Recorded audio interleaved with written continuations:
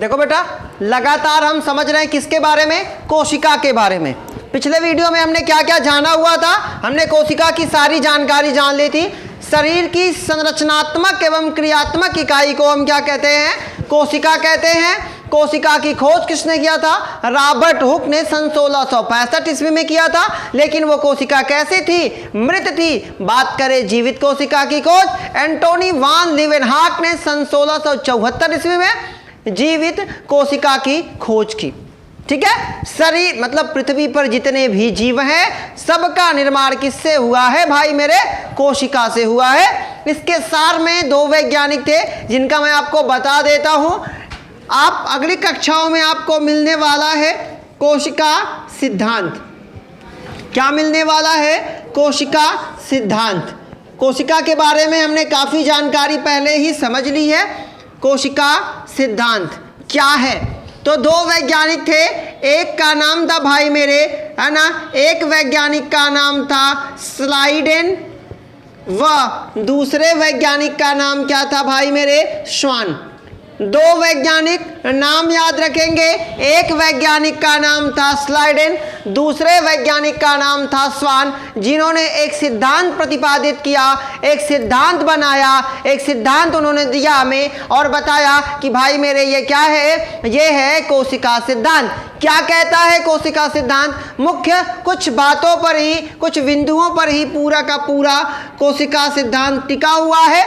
पहला टॉपिक पहले समझ लेते हैं, उसके बाद हम आपको दिखा देंगे कोशिका सिद्धांत क्या कहते हैं। हाँ, कभी पूछेगा कब आया, तो थियोडोर स्वान ने दिया था, स्लाइडेन ने दिया था भाई मेरे सन 1938 में, स्वान ने दिया था 1939 में। तो 1938 से 1939 आप कह सकते हैं कि कोशिका सिद्धांत का प्रतिपादन कब हुआ, तो 1938 से 1939 में हुआ था। किसने दिया था, स्लाइडेन व स्वान ने दिया था।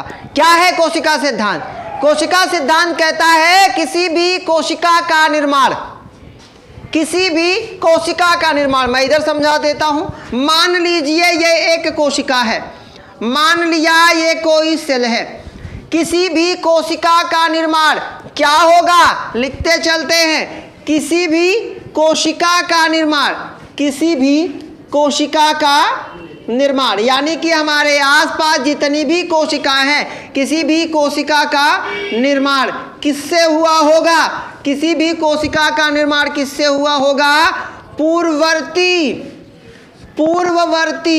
जीवित कोशिका से, पूर्ववर्ती जीवित कोशिका से। पॉइंट अगर समझ नहीं आया तो हम समझते हैं, किसी भी यानी कि जो भी कोशिकाएं होंगी, ये मान लो कोई सेल है, इस सेल का नाम मान लो ए है, इस सेल का नाम मान लो क्या है, ए है, यानी कि किसी भी कोशिका का निर्माण किससे हुआ होगा, पूर्ववर्ती जीवित कोशिका। जैसे आपने पढ़ा होगा, पिछली कक्षाओं में पढ़ा होगा कि ए मान लो कोई गिनती है 1 या कोई गिनती है मान लो 4, तो पूछेगा 4 की पूर्ववर्ती क्या है, तो 4 की पूर्ववर्ती क्या होती है बेटा, 3 होती है। पूछेगा 3 की पूर्ववर्ती क्या है, तो क्या होगी, 2। कहेगा 4 की अनुवर्ती क्या है, तो 5। ये आप पिछली कक्षाओं में पढ़ चुके हैं। तो कोशिका सिद्धांत क्या है, तो स्लाइडेन व स्वान ने बताया कि अगर कोई भी जीव है, कोई भी कोशिका है, उसका निर्माण किससे हुआ है, पूर्ववर्ती जीवित कोशिका से। यानी कि मान लो ये एक कोशिका है जिसका नाम है ए, तो इसका निर्माण इससे पहले कोई कोशिका रही होगी, कोई जीव रहा होगा जिससे उसका निर्माण हुआ है। यानी कि हमारे आसपास जितने भी जीव पाए जाते हैं, जितनी भी कोशिकाएं पाई जाती हैं, उनका निर्माण उनसे पहले कोई कोशिका रही होगी जिससे उसका निर्माण हुआ है। जैसे मान लीजिए आपका निर्माण, हमारा निर्माण, हमसे पहले कोई कोशिका थी तभी ना हमारे शरीर का निर्माण हुआ। वही कोशिका विभाजन कर करके तो एक जीव के रूप में क्या होती है, विकास करती है। मैं आपको थोड़ा सा कठिन वे में लेके चलता हूँ, कठिन बताता हूँ। मनुष्य की बात हम कर लेते हैं। मनुष्य में मादा में पाया जाता है एक कोशिका जिसका नाम होता है अंडाणु, नर में पाया जाता है उस कोशिका का नाम क्या है, शुक्राणु अंडाणु शुक्राणु मिलके एक कोशिका का निर्माण करते हैं, जिस कोशिका को हम क्या कहते हैं बेटा? इस कोशिका को हम कहते हैं युग्मनज। और मैंने इसको पिछले वीडियो में बताया है कि युग्मनज ही एक ऐसी कोशिका है जिसमें एक संपूर्ण जीव बनाने की क्या है? एबिलिटी है, क्षमता है। पढ़े हैं कि नहीं पढ़े हैं हम? ये टॉपिक पढ़े हैं ना भाई मेरे? तो क्या है, हमने क्या समझा कि अब ये अंडाणु शुक्राणु ये दो कोशिकाएं हैं कि नहीं है, यानी कि किसी भी कोशिका का निर्माण पूर्ववर्ती जीवित कोशिका से हुआ होगा। यानी हमारा अगर निर्माण हुआ, किसी नए जीव की उत्पत्ति हो रही है, तो उससे पहले कोई कोशिका रही होगी जिसके विभाजन के फलस्वरूप एक नए जीव की, शिशु की, संतति की उत्पत्ति होना संभव है।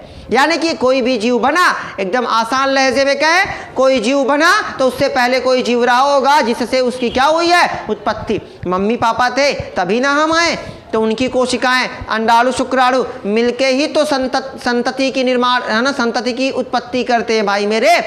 युग्मनज कैसे बनेगा? जब तक दो कोशिकाएं, जब तक विपरीत युग्मक नहीं मिलेंगे तब तक युग्मनज का निर्माण नहीं होगा। दो विपरीत युग्मकों का मिलना क्या कहलाता था? फर्टिलाइजेशन, निषेचन कहलाता था। इसे हमने पढ़ा हुआ है। तो ये टॉपिक समझ में आया कि नहीं? किसी भी जीव का निर्माण पूर्ववर्ती जीवित कोशिका से होता है ना। पहला टॉपिक कोशिका सिद्धांत, बार बार पूछा जाने वाला सवाल, कोशिका सिद्धांत क्या है? ध्यान से समझिएगा, किसी भी कोशिका का निर्माण पूर्ववर्ती जीवित कोशिका से हुआ है। यानी कि अगर कोई जीव बना है तो उससे पहले कोई जीव रहा होगा जिससे उसका निर्माण हुआ है। आया पहला टॉपिक। दूसरा टॉपिक क्या है? पहला टॉपिक तो समझ में आ गया भाई मेरे। अब दूसरा टॉपिक क्या है इस कोशिका सिद्धांत का? तो किसी जीव का निर्माण, किसी जीव का निर्माण किससे किससे हो सकता है?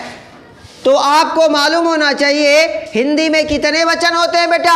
2 वचन होते हैं, एक वचन उसके बाद बहुवचन। तो किसी भी जीव का निर्माण किससे हुआ होगा? कोशिका, या फिर किससे हुआ होगा? या कोशिकाओं से, या कोशिकाओं से।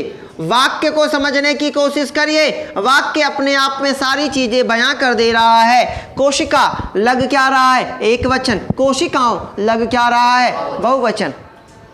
लग रहा है कि नहीं? यानी कि स्लाइडेन वासवान ने पहला टॉपिक क्या कहा? किसी भी जीव का निर्माण, किसी भी जीव का निर्माण किससे हुआ है? पूर्ववर्ती जीवित कोशिका से हुआ है। साथ ही साथ किसी जीव का निर्माण कोशिका या कोशिकाओं से हुआ है। इसके आधार पे हम क्या कहेंगे? हमारे आसपास 2 तरीके के जीव पाए जाते हैं। एक होते हैं भाई मेरे क्या? एक कोशिकीय, और दूसरे फिर क्या हो जाएंगे? दूसरे हो जाएंगे बेटा क्या? बहुकोशिकी। क्या हो जाएंगे? बहुकोशिकी। यही 2 पॉइंट थे किसके? कोशिका सिद्धांत के। किसने दिया था? स्लाइडेन वासवान ने दिया था। यानी कि हमारे आसपास जितने भी जीव पाए जाएंगे उनका निर्माण उनसे पहले कोई कोशिका रही होगी जिससे उसका निर्माण हुआ। दूसरा टॉपिक क्या है? दूसरा टॉपिक है भाई मेरे कि कोई भी जीव है या तो वो एक कोशिकी होगा या फिर वो क्या होगा? बहुकोशिकी होगा। समझ गए? अब देखो एक आसान सी पहचान समझ लो। वे जीव जिसे नग्न आंखों से देख पाना संभव नहीं, वे जीव जिसे नग्न आंखों से नहीं देख सके, जिसे आप क्या करो? नग्न आंख से ना देख पाओ, नग्न आंख से ना देख पाओ, नग्न आंख से भैया ना देख पाओगे, वो क्या होगा? वो होगा एक कोशिकी। और जिसे देख पाओगे वो क्या होगा? बहुकोशिकी। अब ऐसा भी नहीं है, बहुत से ऐसे बहुकोशिकी कैटेगरी में आएंगे। अब भाई मेरे एक कोशिका है तो एक कोशिकी, अगर 2 कोशिका हो गया तो क्या हो गया? बहुकोशिकी। 3 हो गया तो भी बहुकोशिकी ना। तो 3 कोशिका को भी आप नहीं देख पाओगे, है ना। पृथ्वी की सबसे बड़ी कोशिका किसकी होती है? शुतुरमुर्ग के अंडे की। और सबसे छोटी कौन सी होती है भाई मेरे? माइकोप्लाज्मा। मनुष्य के शरीर की सबसे लंबी कोशिका कौन सी होती है? तंत्रिका कोशिका। और सबसे बड़ी कोशिका कौन सी होती है? अंडाणु की कोशिका। बातें समझ में आई कि नहीं आई?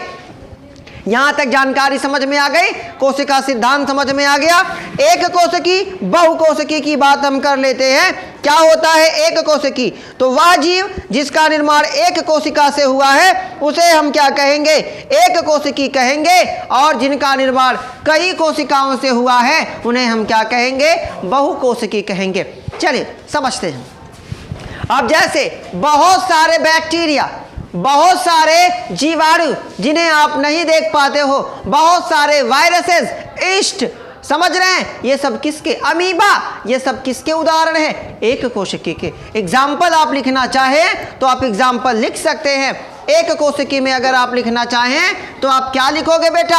आप इसमें एग्जाम्पल के तौर पे क्या लिख लेंगे? इसमें लिख लीजिएगा अमीबा। क्या है? अमीबा, ईस्ट, है ना बेटा? बैक्टीरिया, जिसे आप हिंदी में क्या कहते हैं? जीवाणु कहते हैं। जिसकी खोज किसने किया था भाई मेरे? बैक्टीरिया की खोज किसने किया था? एंटोनी वान लीवेनहॉक ने किया था। किसने किया था? एंटोनी वान लीवेनहॉक ने। अगर हम बात करें बहुकोशिकीय जीव की, तो जिसे नग्न आंखों से देख पाना संभव है, ये एकदम चलती फिरती पहचान है ना? ये कुछ अपवाद की कंडीशन में भी कुछ जीव आएंगे। इसका एग्जाम्पल अगर आप लिखना चाहो तो आप देखोगे गाय, है ना, पेड़ पौधे, है ना, मनुष्य, ये सब किसकी कैटेगरी में आएंगे बेटा? ये आएंगे बहुकोशिकी के अंतर्गत। तो इतना टॉपिक अगर आपको समझ में आया तो अब हम आगे समझते हैं किसके बारे में? कोशिका के प्रकार। कितने प्रकार की कोशिका? तो याद रखिए, कोशिका कितने प्रकार की होती है बेटा? 2 प्रकार की। कोशिका कितने प्रकार की? 2 प्रकार की। आप भले ही आप अलग अलग जीव जंतु देखो, आप गाय देख रहे हो, भैंस देख रहे हो, चूहा देख रहे हो, बिल्ली देख रहे हो, शेर देख रहे हो, सबको देख रहे हो कि नहीं देख रहे? लेकिन फिर भी बेटा उनमें और आप में एक समानता है, उनमें हम में, है ना, एक समानता है। वो क्या है? कोशिका, है ना? सब में, सभी जंतुओं में कोशिका कौन सी है? यूकैरियोटिक। कौन सी? यूकैरियोटिक। जितने भी जंतु हैं सब में कोशिका कौन सी पाई जाती है? यूकैरियोटिक। आप अगली कक्षाओं में जाते जाएंगे तो आप देखेंगे कि इसको विभाजन करता है 5 जगत वर्गीकरण। जंतुओं को आगे चल के आप पढ़ेंगे अगली कक्षाओं में 11 संघों में बांट दिया गया। समझ रहे हैं? जिसके सारे वीडियोस आपको मिल जाएंगे प्लेलिस्ट में। फिलहाल के लिए बेटा कहाँ तक हमने समझा? हमने समझ लिया एक कोशिकी, हमने समझ लिया बहुकोशिकी। अब हम समझने वाले हैं किसके बारे में? कोशिका के प्रकार के बारे में। कोशिका के प्रकार, ठीक है? आप इसे नोट डाउन करो, मैं ऊपर से समझाता हूं आपको कोशिका के प्रकार के बारे में, क्योंकि बहुत इंपॉर्टेंट है, बार बार पूछा जाता है।